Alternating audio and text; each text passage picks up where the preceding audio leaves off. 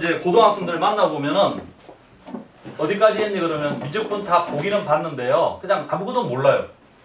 그거 뭔 말이야? 왜 쓸데없이 그런 짓을 하느냐 말이야. 그치? 그러니까 이거 집 짓는 거하고 똑같아. 도로 놓는 거하고 똑같아. 한 번 할 때 완벽하게 해야 돼. 지금 너희들이 쌤이 이때 얘기도 한번 했을 텐데 한 번 더 못이 바뀌게 하는 것은 처음에 내가 공부를 어떻게 해야 되는지가 굉장히 중요한 거야. 알겠지? 지금 쌤 일단 책을 3권을 택했잖아. 그지? 책을 택했는데 바이블하고 자 보자. 책이 지금 바이블이 있고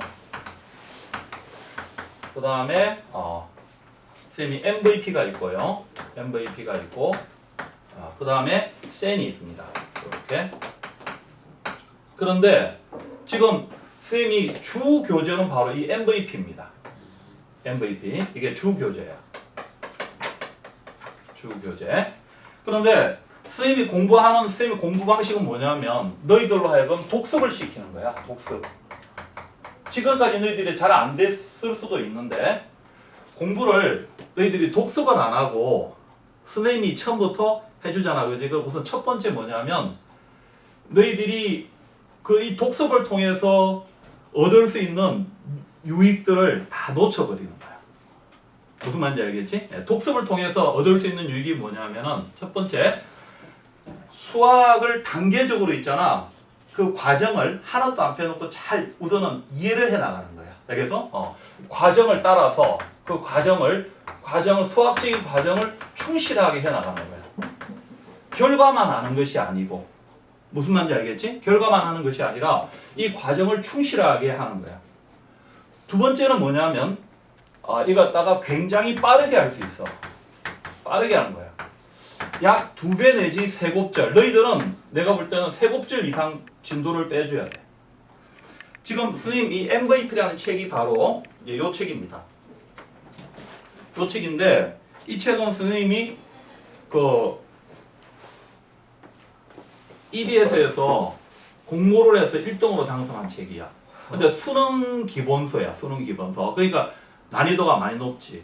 학원 강사들도 학교 선생님들도 아는 분들은 꽤 알아요. 그러니까 어마어마하다라고 그렇게 표시. 선생님 절대 자랑하는 게 아니야. 실제로 그렇습니다. 왜냐하면 너무나도 많은 시간하고 공을 들여서 만들었기 때문에. 그래서 이거 지금 예를 들어서 다른 애들은 최상위권 애들은 다 이 책으로 옛날에 봤었어. 내가 너무 책을 높이 쓴 거야. 그때 왜냐하면 수능이 어렵게 나올 때였거든. 이 책이. 근데 너무 어렵게 나오니까 아이들이 일반적인 책이 안 된 거지. 근데 이제 대원외고 애들이나 뭐 용인외고 애들 보면 있잖아. 이 책을 주는데 그냥 진도를 나가면 만약에 한 번에 한 5-6페이지 나갈 수 있단 말이야. 그런데 대원외고 애들 할 때 공부할 때 어떻게 하면 한 번에 20페이지, 30페이지도 나가는 거야. 어떻게 하냐면 애들을 독습을 시킨다고. 그런데 선생님이 왜 이 독습이라는 말을 쓰냐면 이것은 예습이 아니라는 거야. 학생들이 예습 그런 개념을 갖고 있어가지고 예습이라는 말을 많이 들어봤지만 독습이라는 말을 안 들어봤는데 그 이유는 뭐냐면 독습이라는 개념을 아이들이 잘 안 갖고 있거든. 학교 가서 선생님한테 배워야 된다라고 생각하거든. 그런데 선생님도 옛날에 독습을 했고 그 다음에 여러 가지 이제 실제적으로 뭐냐면 내가 보니까 나는 이 방법이 좋다라고 하고 주변에도 내가 많이 봤어요. 그래서 독습을 하게 되면 요것뿐만 아니라 내가 모르는 게 확실하게 되지. 선생님이 있잖아. 설명하지 않고 그냥 간단하게 책만 읽어보면 알 수 있는 거를 너희들이 독습을 안 해오면은 있잖아. 선생님이 다 설명해야 되잖아. 한번 읽어보면 다 알 수 있는 내용들을 갖다가 선생님 설명하면 언제 중요한 내용들을 하겠니? 그렇지. 그리고 공부를 배운다고 하는 것은 뭐냐면 내가 모르는 것이 무엇인지 확실할 때 굉장히 효과적이 되는 거야. 알겠어? 그래서 너희들이 이제 예를 들어서 쌤이 만약에 한 20페이지 정도를 숙제를 줬다고 해봅시다. 20페이지. 자, 20면을 먼저 독습을 하는 거야. 그래서 독습이라는 말은 뭐냐면 이런 뜻이야. 이것이 말하는 의미는 내가 혼자 완벽히 하는 거야. 완벽히. 선생님 완벽히 할 수 없다. 내가 할 수 있는 한 완벽히 하는 거지. 그러니까 어떻게 비유를 하냐면 너희들이 지금 부모님을 잘 만나가지고 이런 말이 좀 어폐가 있지만은 어찌 실제적으로 그렇잖아. 그지? 너희들이 좋은 환경 가운데 지금 이렇게 공부를 하고 있거든. 그러니까 학원도 보내주고 이렇게 하는데, 자, 두메산골 아이들이라고 생각을 해봐. 그러면 지금은 이제 인터넷이 있으니까 뭐 조금 가능할 수 있는데, 인터넷도 공짜로 할 수는 없잖아. 그지? 돈이 없다. 그러면 책은 10,000원이면 사잖아. 그러니까 이제 오로지 학생한테 책밖에 없다라고 생각해야 돼. 내가 두메산골에서 아버지 어머니가 그냥 농사 지어서 밥만 먹고 사는 그런 사람인데, 내가 대학을 가야 된다. 근데 유일하게 나한테 주어진 자료가 요 책 한 권뿐이다. 그런 마음으로 공부를 하는 거야. 그러면 샅샅이 읽어가지고 있잖아. 내 콤마까지 놓치지 않아야 돼. 수학에서 콤마도 있잖아. 이것도 여러 가지 의미로 쓰인다고. 어떨 때는 엔드로, 오화로, 나열로 등등등. 알겠지? 콤마의 용법까지 놓치지 않고 있잖아. 숨소리까지 놓치지 않고 읽어내도록 공부를 하는 게 바로 이게 독습입니다. 알겠죠? 네. 그러면 너희들 수준이면 이제 해봐야 알겠지만 20명 같으면은 질문이 한 뭐 6개 내지 10개 정도 나올 수 있습니다. 그러면 이제 수업 문쌤이 어떤 식으로 하냐면은 요것만 처리해주면 끝나면 안 되지. 너희들이 아무리 잘 봐도 책으로 읽어내는 것은 너희들의 한계가 있는 거든. 이해를 해 나가는 거잖아. 그지? 그런데 너희들이 이미 공부를 해왔기 때문에 선생님이 조감하듯이 전체를 다시 가르쳐 주는 거야. 그리고 너희들이 제대로 알고 있는지를 질문을 통해서 확인을 하는 거예요. 알겠죠? 네. 그리고 너희들이 다시 한번 너희 식으로 표현을 해보고, 또 이제 나중에 좋은 방법은 친구한테 가르치는 거야. 친구한테 가르치는, 그냥 가만히 있는데 가르칠 수는 없잖아. 제일 좋은 방법이, 대리 좀 졸리니? 그런 거 같네. 자, 조금 이따가 조금 쉬었다 합시다. 그러면은, 자, 제일 좋은 방법이 고등학교 가가지고 너희들이 친구 질문을 받아주는 거야. 내가 우리 아들한테 그렇게 했거든? 그래서 내가 왜 그랬냐면, 우리 아들이, 너희들이 들었는지 모르겠는데, 중학교 과정을 안 하고 1년 아빠하고 홈스쿨링을 해가지고 바로 고등학교 들어갔어요. 그러니까 이제 얘가 약간 덩치가 있어서 애들이 일찍 들어왔는지를 생각 못한 거야. 아무도 몰랐지. 그래서 얘가 형이라고 불러야 되느냐, 아니면 그냥 하서 내가 형 이렇게 표시 내지 말고 그냥 지내라, 그렇게 한 거야. 그런데 내가 어떻게 얘기했냐면, 친구들이 푸나마나 이제 수학 문제를 모르니까 물으러 다닐 거야. 그러면 애들이 두 부류가 있어. 안 가르쳐 주거나 귀찮아 하거나, 잘 가르쳐 주는 애들은 별로 없어요. 공부 못한 애들이 와가지고 자기 공부 시간 방해하면 좋아할 애들이 어디 있냐. 그렇지. 근데 내가 그래서, 충분히 너는 친구들이 오면은 질문을 잘 받아줘라.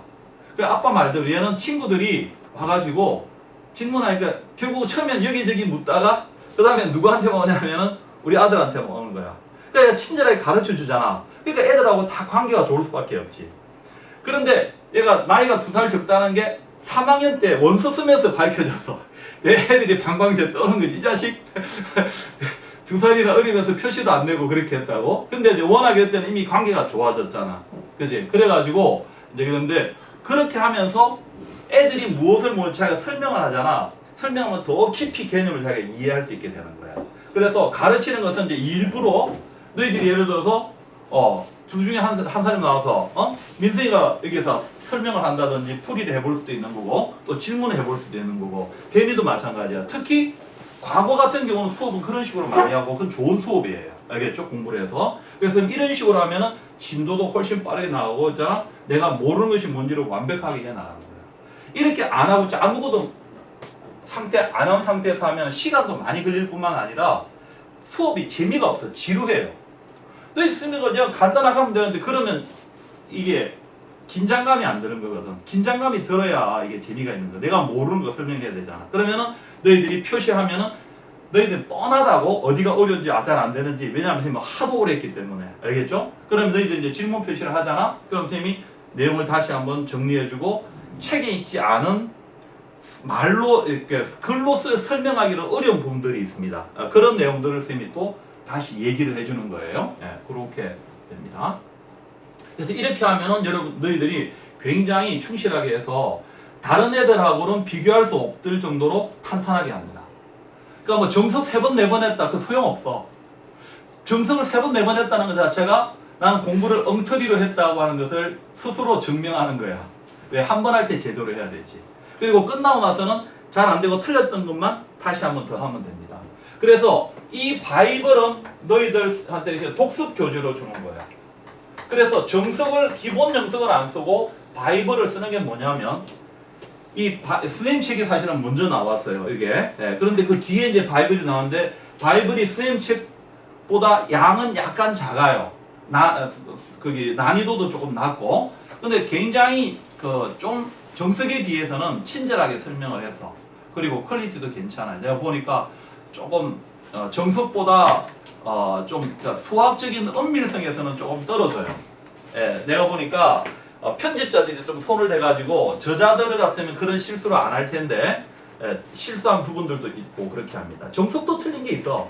근데 정석은 이제 하면서 이렇게 고쳐가지고 지금 아주 깔끔하게 돼 있죠. 네, 그래서 수학적인 은밀성이 있어서는 정석이 더 좋지만 공부하기에는 이제 바이블이 더 좋고 지금은 옛날처럼 본고사 형태가 아니기 때문에 수능에 맞도록 하는 것은 바이블이 더 좋습니다. 이게. 네, 그리고 이제 그런 답안지 쓰는 은밀성 같은 것들은 선생님이 다시 나중에 공부할 때 꼼꼼히 봐줄 테니까 그건 이제 수리 논술을 할 때 굉장히 중요합니다. 너희들이 수리 논술을 봐야 될 가능성이 상당히 많기 때문에 무슨 얘기인지 이해됐죠? 그래서 이거를 독석을 미리 해오고 그 다음에 이 MVP는 아까 말했던 거지 이 책을